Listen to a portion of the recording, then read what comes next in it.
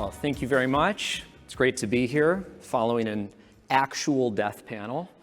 And as you heard in my introduction, I'm a bit of an odd duck. I run a biotech and healthcare venture fund in LA called Time Bio Ventures, but this was my previous life. And as you can tell from this photo, you should take everything I say today with a grain of salt. I want to talk a little bit about the parallels between the lessons we've learned in the music industry and what I perhaps see on the horizon for the healthcare sector. And when I was in college and got my first record deal, we entered the industry at a remarkable time when things were in total free fall. So what you see in this graph here is US recorded music revenue over time, starting from about 1970. And the peak is the absolute bonanza of an era that the 90s were as the recorded music industry resold the entire history of music on compact discs. People were just rolling in cash. And when we got our first record deal in 2007, this free fall had been catalyzed by the advent of Napster and then YouTube, and with it, the erosion of consumer spending on recorded music. So you probably remember these record stores. They were progressively going out of business at this time. And a couple years after we entered the industry, I had the good fortune of meeting the founders of Spotify. And when I saw their product, I was just completely blown away by the potential that I saw in it to get people paying for music again. It was such a compelling product that you could imagine consumers going from free music to something for which they would pay a monthly subscription. And that's exactly what happened. The old music supply chain was, I think, to a lot of folks at that time, clearly anachronistic. And you'll remember these days, it was basically this very clunky intermediated system to get content to consumers. So you'd go into a brick and mortar record store and you'd sort of prostrate in front of some grand wizard of music who would query their huge brain for all of the history of records, and they'd recommend to you just the perfect record to get. In this example, the Jimi Hendrix Experience.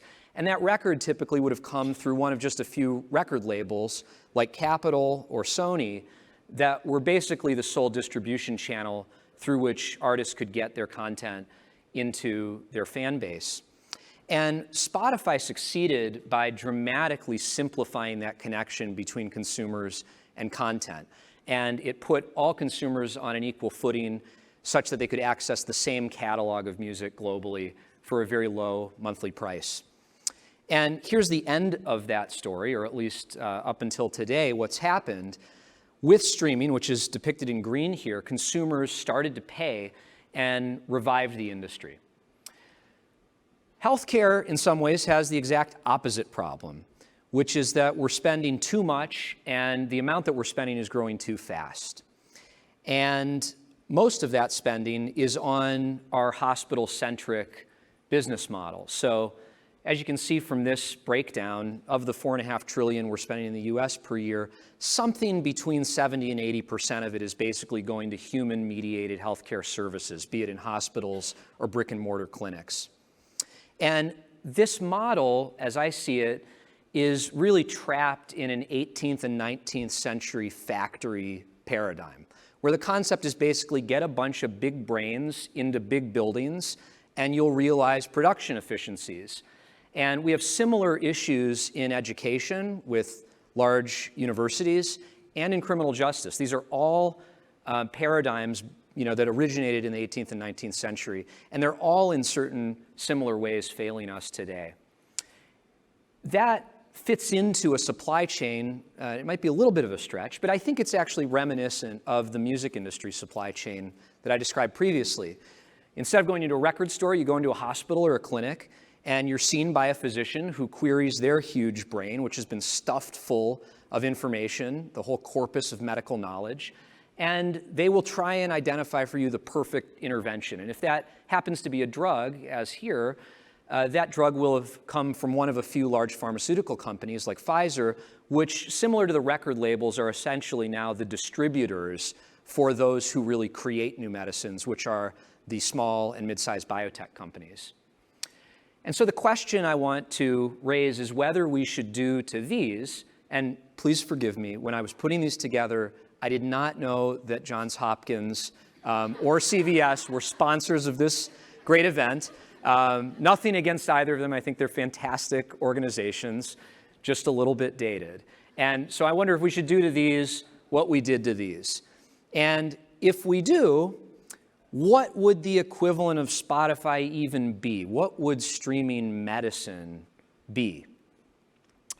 What I'd propose is that what we need to build, and this includes AI and a lot of the other technologies that people have been talking about today and yesterday, is a single global catalog containing all medical knowledge, all diagnostics, all interventions, and all medical reasoning.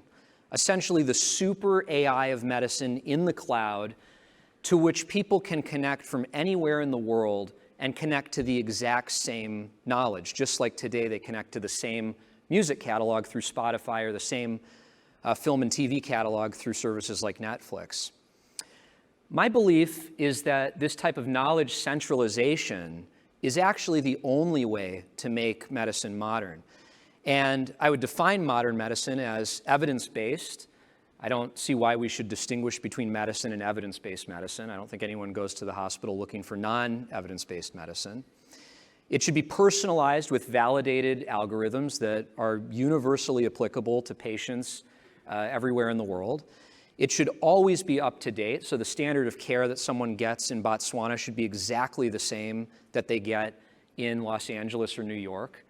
We should be honest that if we're not giving people the same high quality care everywhere, we're doing that because they're poor, not because they deserve a different standard of care. And it should be geography and income invariant. Again, the same medicine no matter where you are, no matter who you are. With that type of centralization of knowledge, I believe we can actually decentralize the care itself. So on the one hand, centralize the information out of hospitals, sort of evaporate it into the cloud, and then push down care into the community through decentralized delivery. And I've chosen the Village people here, not because I think they should be your doctor, but just to make the point that perhaps people who today have different jobs, even outside of healthcare, in the future, when paired with this type of technology, streaming medicine, could end up being superior as a way of delivering care to even super doctors like House. And so I think in the future, we're going to marvel at the fact that you had to be a genius to be a doctor in the past. I actually think that's a moral imperative because lowering the barriers to medical competence is the only way that we can possibly scale up high quality care globally. What you see here is that the darker countries are those with a higher density of physicians per capita. In the US, it's about 3 doctors per 1,000. When you get into countries like Madagascar, it's less than a tenth of a doctor per 1,000 people. So we're not going to fix that by manufacturing doctors in our current paradigm. It's just impossible. I would propose that maybe the doctor of the future is more like an accountant. It's a highly trained, specialized person, but not necessarily someone who was educated for 15 or 20 years. And I think there are a million potential configurations of how those sorts of professionals could fit into something like streaming medicine to deliver better care. But this is just one kind of spitball-y idea I came up with. Imagine that patients get a voucher to spend on choosing a sort of primary care navigator and then hire this person. This is, again, like the sort of healthcare accountant character. And they're paid directly by this voucher, not by insurance. So take primary care out of insurance, put them entirely on the side of the patient, and then this team, the patient, their care professional, working with streaming medicine, can navigate the system and choose the best products and services to cure them. And then align cost savings with patients. Let them capture the savings that they generate by navigating their own care in a thoughtful and cost-effective way. Again, apologies to CVS and Johns Hopkins, but a couple weeks ago we learned Walmart is not going to save us. And I don't think that this is a particularly exciting future either. I would be shocked if 100 years from now, the way we're doing medicine is in minute clinics and huge buildings. And fortunately, in my day job, we get to see amazing entrepreneurs coming up with all the little seeds of this future that I'm outlining. And we're not investors in all or even most of these companies, but I think they're really promising. And I would invite any of you who are working on this, who sort of believe in blowing up the system and starting from a blank sheet of paper, to reach out to us. We're super excited to engage in entrepreneurs who are thinking really big, and I appreciate your time. Thank you.